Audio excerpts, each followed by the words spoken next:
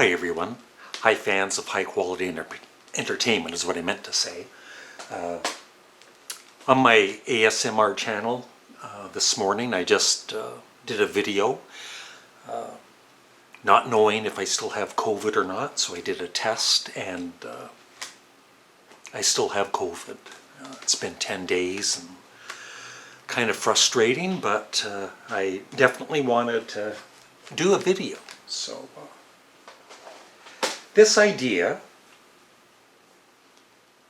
is usually with a band or a solo artist's first album. If it's a great album, sometimes you know, a band, like they say, it takes years. You know, they're together for a few years sometimes. So when it comes to the first album, they've got all these songs they've had for quite a while, and then when it comes to the second album, sometimes they're not quite as prepared. They have to write new songs, and they're, you know, sometimes the second album doesn't quite match the first. But yeah, but going through my CD collection, I easily picked out what I feel are, I think 21 great second albums. And at first I was going to rank them, and I thought, no, I'm not going to rank them because all of these, sometimes these rankings get a little much. And so what I thought I would do instead is I'm going to compare their second album to their first and say, does it match the first album? Is it better than the second album, or not quite as good as the first album? But I would say most of these I like as much, if not more, than their first album. So they're not in any order. Okay, so first up is The Band. This is their second album, simply called The Band. Of course, their first one was music from Big Pink. I think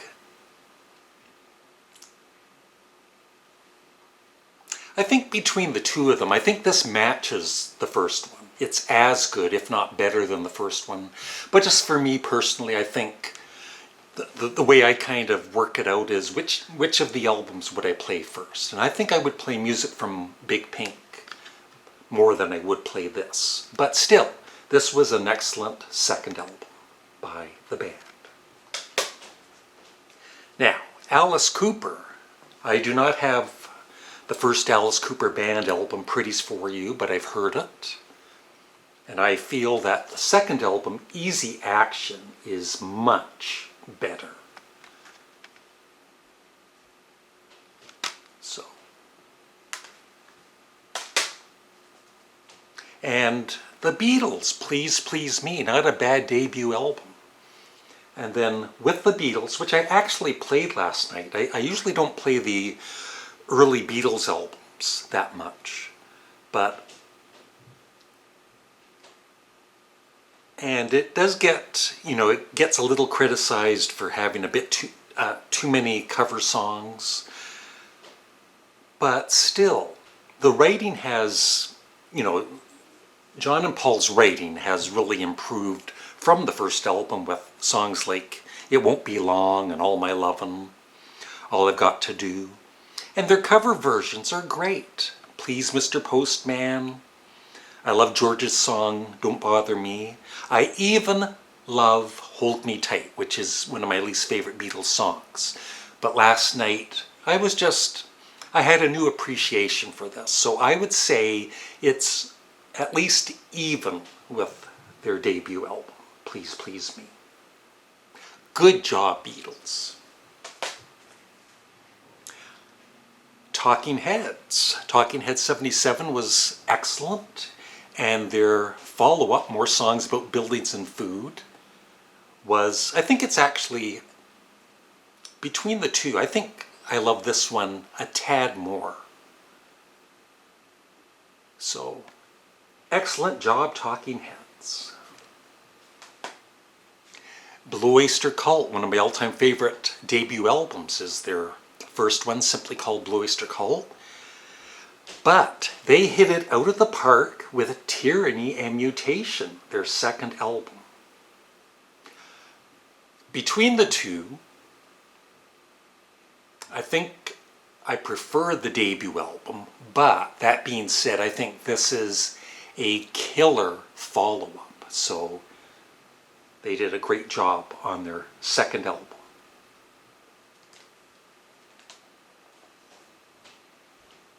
Black Sabbath, they followed their debut album with Paranoid, which should have actually been called War Pigs, but we'll let that go.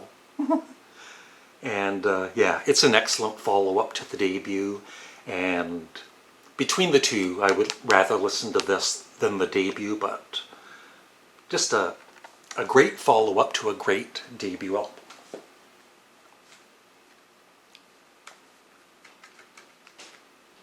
Grand Funk. Their first album was on time. Their second one was simply called Grand Funk, and they hit it out of the park. Between the two albums, I think this, I love this one more than the debut, but like I said, the debut is great too. A band called Led Zeppelin. One of the greatest debuts ever is Led Zeppelin, the first album. But Led Zeppelin 2 is awesome also. So it's pretty, I would say it's pretty even.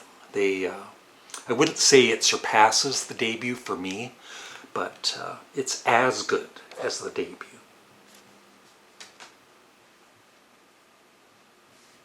The Clash.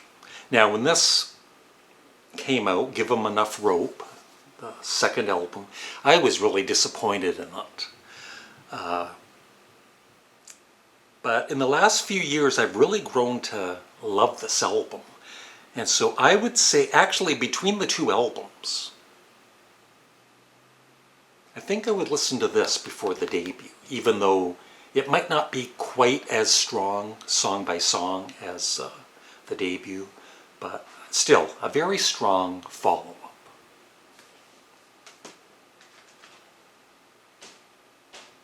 The Doors. With Strange Days, how do you follow up such a great album like their debut? Well, you follow it up with Strange Days. Yeah, Strange Days, Love Me Two Times, Horse Latitudes, Moonlight Drive, When the Music Is Over, as good as the debut. I actually think the Doors have one of the strongest discography. You know, it's a fairly short discography with Jim Morrison in the band, but those 6 albums I think are all excellent. Yes, even the Soft Parade. Now this album, their second, once again it took me years and years to warm up to it completely, but I feel it's on par with the first, Queen 2. Some of you might think it's actually better than the debut, and maybe it is, but it actually, you know, when I really think about it, because like I said, it took me a long time to really get into this, and I think between Queen and Queen 2, I think Queen 2 surpasses their debut, but just by a hair.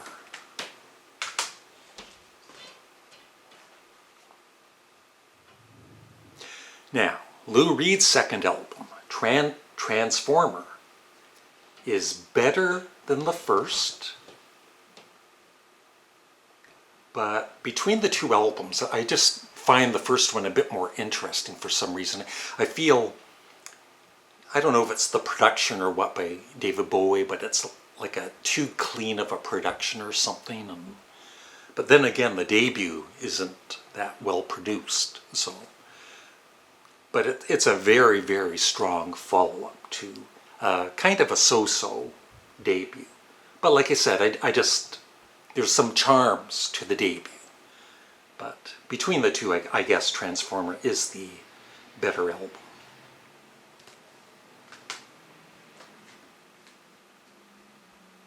Now definitely, I don't have it in my collection, but I've heard it, their first album. I could never really get into it, but I love, love, love ELO2.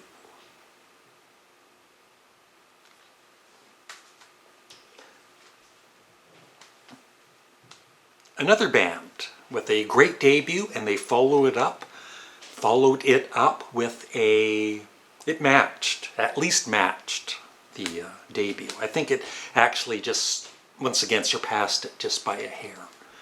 The Undertones with Hypnotized.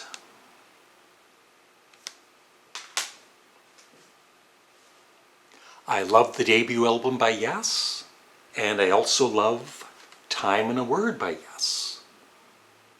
So they're pretty even for me. Actually, as much as Fragile is such a great album, I actually listened to their debut and this more than Fragile.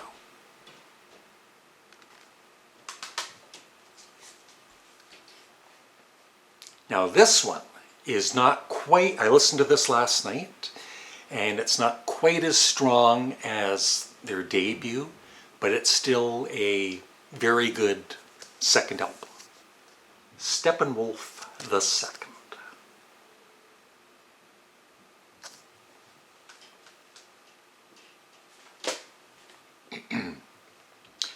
The second album by Wire, Chairs Missing, is a home run. It's as good, once again, probably a little better for me than Pink Flag.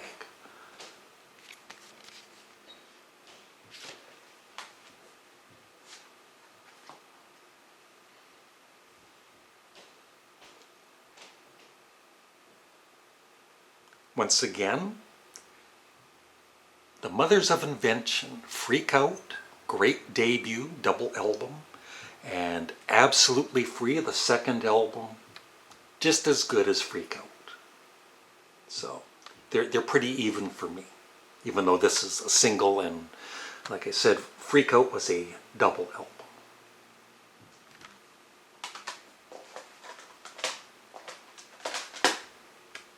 Sparks. So I bought Kimono My House, their third album, and then I went back and I bought their debut, Sparks, and A Woofer and Tweeter's Clothing, those two at the same time. And right away I loved their debut album, Sparks. This one, on the first or second listen, it was like really weird, and it kind of similar to Kimono My House. I kind of hated it. It was so different. But through the years, like through the months, I guess, I grew to really love this album. So it is, I don't know. They're pretty even, but if I had to choose, I think I would choose A Woofer and Tweeter's Clothing, because it has Whippings and Apologies, one of my all-time favorite Sparks songs on it. Two more to go. I actually love this more than their great debut, The Velvet Underground, White Light, White Heat.